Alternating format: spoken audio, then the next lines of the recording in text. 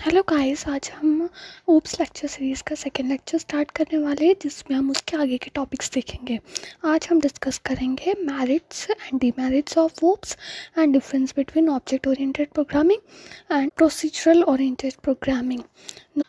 Merits of OOPS, इन्हें हम point wise देखते जाएंगे कि ओप्स के क्या क्या मेरिट्स है। Now the first point, OOPS में जो प्रोग्राम होते हैं उसे हम स्टैंडर्ड वर्किंग मॉड्यूल्स की हेल्प से बना सकते हैं ताकि हमें जो प्रोग्राम्स है वो हमें स्टार्टिंग से उनकी मेथडोलॉजी पूरी नहीं लिखनी पड़े। इसमें जो इनबिल्ट लाइब्रेरीज होती है उनको डॉट ऑपरेटर से हम इसमें इनिशियलाइज कर सकते हैं। फॉर एग्जांपल, अगर हमें मैथ्स की लाइब्रेरीज में इंक्लूड करनी है तो हम डॉट मैथ की हेल्प से मैथ की लाइब्रेरी इंक्लूड कर सकते हैं और मैथ्स की लाइब्रेरी में इसमें जो भी फंक्शंस होते हैं उनको हम इजीली यूज़ कर सकते हैं। सेकेंड पॉइंट में हमें देखते हैं, जो ओप्स लैंग्वेज है उसमें जो बड़े बड़े प्रोग्राम्स होते हैं उनको हम बीट साइड्स प्रोग्राम्स में जो हम उनको ब्रेक कर सकते हैं ताकि जो भी प्रॉब्लम है वो इजीली सॉर्ट आउट हो सके। नेक्स्ट पॉइंट में, ओप्स में हम प्रोग्राम इजीली मॉडिफाई कर सकते हैं। उसमें जो भी अगर हमें चेंजेस करने हैं वो हम इजीली कर सकते हैं। उसमें कुछ ऐड ऑन करना हो, कुछ डिलीशन करना हो तो इजीली कर सकते हैं। इसलिए जो नेक्स्ट पॉइंट है उसी के ऊपर डिपेंड है, हम इसको इजीली अपग्रेड कर सकते हैं, स्मॉल प्रोग्राम्स को लार्ज सिस्टम्स में कन्वर्ट कर सकते हैं। नेक्स्ट पॉइंट जो है, ओप्स का जो वर्किंग है वो पूरे ऑब्जेक्ट्स के ऊपर डिपेंड करता है। तो प्रोग्राम को हम इजीली पार्टीशन कर सकते हैं, हर एक ऑब्जेक्ट के वर्क को हम इजीली पार्टीशन कर सकते हैं जिससे प्रोग्राम डेवलपमेंट और इजी हो जाता है। Now coming to the next point, जो डेटा हाइडिंग प्रिंसिपल है जो हम एब्स्ट्रैक्शन और पॉलीमॉर्फिज्म की वजह से इम्प्लीमेंट करते हैं वो हम उस प्रोग्राम को सिक्योर प्रोग्राम कर सकते हैं ताकि जो थर्ड पार्टी है वो प्रोग्राम को करप्ट नहीं कर पाए और प्रोग्राम जो है वो सिक्योर रहे। नाउ नेक्स्ट पॉइंट, इनहेरिटेंस की हेल्प से जो हम ऑलरेडी डेटा है हम उसको यूज़ कर सकते हैं। जो पेरेंट डेटा में जो क्लासेस बनी हुई है उसे हम चाइल्ड क्लास में यूज़ कर सकते हैं ताकि जो रिडंडेंसी रिड्यूस हो जाती है, हमें सेम कोड को बार बार नहीं लिखना पड़ता है। नेक्स्ट पॉइंट, सिंप्लिसिटी, एब्स्ट्रैक्शन की हेल्प से हम सिंप्लिसिटी ऐड कर सकते हैं ताकि जो चीज़ें हैं वो और सिंपलर हो जाए, हम उसको ईज़िली चेंज कर पाए और हर एक प्रोग्राम को इजीली इम्प्लीमेंट कर पाए। Now coming to the next point, data hiding feature, encapsulation की हेल्प से हम डेटा हाइड कर लेते हैं ताकि जो आउटसाइडर है उन्हें सिर्फ जो एसेंशियल इन्फॉर्मेशन मिल पाए, बाकी का जो डेटा है वो यूज़र के पास रहे और वो सेफ रहे। Now the next point, flexibility, polymorphism की हेल्प से हम फ्लेक्सिबिलिटी ऐड करते हैं ओप्स में जिससे कोड है वो इजीली अंडरस्टैंडेबल होता है और इजी टू मेंटेन होता है। पॉलीमॉर्फिज्म है वो चीज़ों को मॉड्यूल से आने के छोटे छोटे पार्ट में डिवाइड कर देता है ताकि जो अंडरस्टैंडेबिलिटी और मेंटेनेबिलिटी है कोड की वो इंक्रीज हो जाती है। Now coming to the next slides, इस स्लाइड में हम डिस्कस करेंगे डिमेरिट्स ऑफ ओप्स। ओप्स में जो है वो प्रोग्राम की लेंथ बड़ी होती है प्रोसीजरल अप्रोच से। जो ये ऑब्जेक्ट ओरिएंटेड प्रोग्रामिंग है वो जो है वो बेस्ट चॉइस ना हो प्रोग्रामर के लिए। Now coming to next point, जो प्रोग्रामर्स हैं उनमें जो है ब्रिलियंट आइडियाज़ और प्रोग्रामिंग स्किल्स बहुत ज़्यादा होनी चाहिए क्योंकि ओप्स में हम जो है ऑब्जेक्ट की हेल्प से सारी चीज़ें करते हैं। तो हम प्रोग्रामर के माइंड में पहले से होना चाहिए हमें क्या क्या ऑब्जेक्ट्स यूज़ करने हैं और क्या क्या मेथड्स यूज़ करनी है।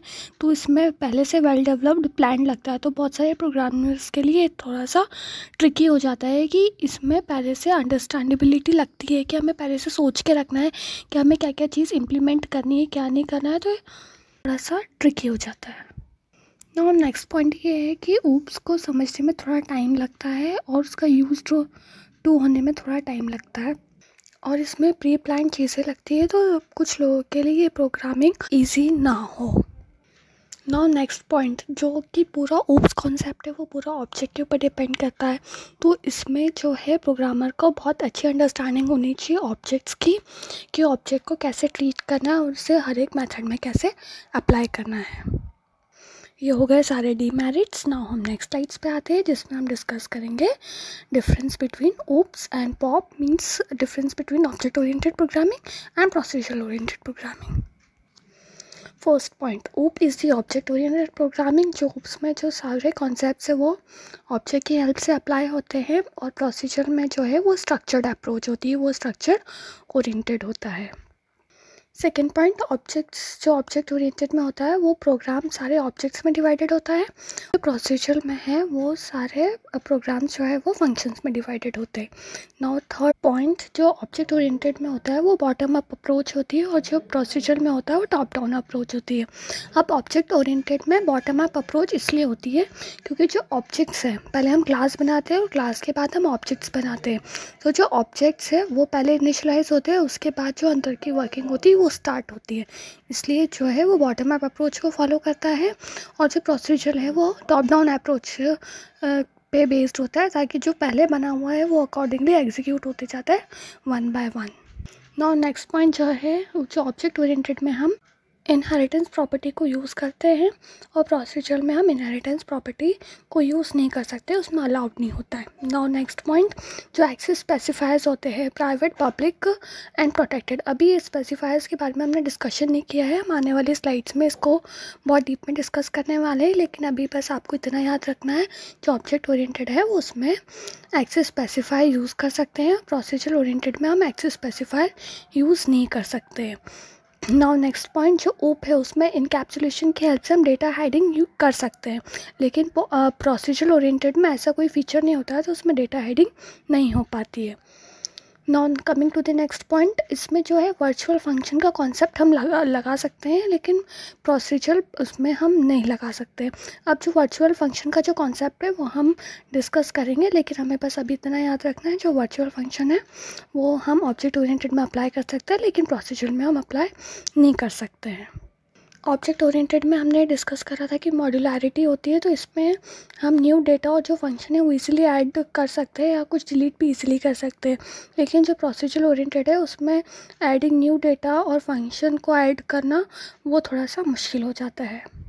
नाउ नेक्स्ट पॉइंट, जो एग्जिस्टिंग कोड है ऑब्जेक्ट ओरिएंटेड में हम इजीली रीयूज़ कर सकते हैं, लेकिन जो प्रोसीजर ओरिएंटेड है उसमें हम कोड की रीयूजेबिलिटी नहीं कर सकते। अब कोड की रीयूजेबिलिटी हम किसके हेल्प से यूज़ कर सकते हैं, हम इनहेरिटेंस के हेल्प से यूज़ करते थे ऑब्जेक्ट ओरिएंटेड में, लेकिन प्रोसीजर में हम में इनहेरिटेंस कोई प्रॉपर्टी नहीं होती है, तो उसमें हम नहीं कर सकते हैं code reusability. Now next point, oops का जो कॉन्सेप्ट है वो हम बड़े प्रॉब्लम के सॉल्विंग में हम यूज़ कर सकते हैं, लेकिन जो प्रोसीजर है वो सूटेबल नहीं होता है बिग प्रॉब्लम सॉल्विंग के लिए। अब ऊप्स में जो प्रोग्रामिंग लैंग्वेजेस होती है उसमें एग्जांपल्स है C++ एंड जावा, और जो प्रोसीजर ओरिएंटेड यूज़ कर सकते हैं वो लैंग्वेजेस C एंड पास्कल। सो ये था difference between object oriented and procedure oriented programming.